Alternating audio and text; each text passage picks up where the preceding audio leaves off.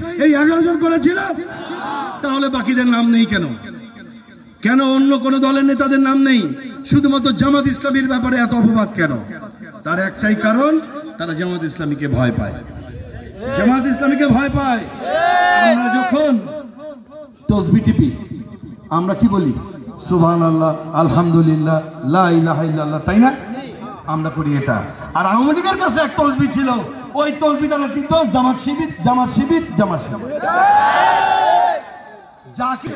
Truck যদি মুখোমুখি সংঘর্ষ হয়, বাস আর ট্রাক, ওটাও জামাত শিবির।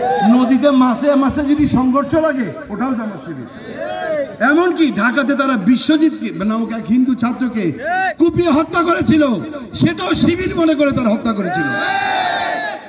সুতরাং এটা প্রমাণিত তারা ইসলাম বিদ্বেষী এবং আলেম বিদ্বেষী একটা দল।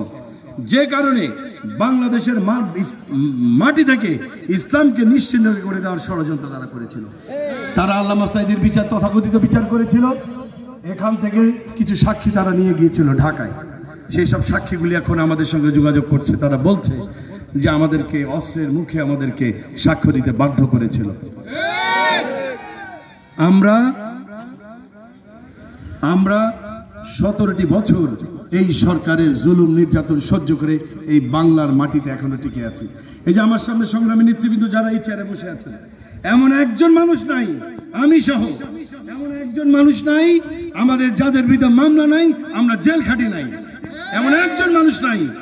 আমরা এই 17 বছর জেল, জুলুম, ফাঁসি, অত্যাচার সহ্য করে বাংলার মাটিতেই আছি। আমরা 17 বছর টিকে ছিলাম, ওরা 17 মিনিট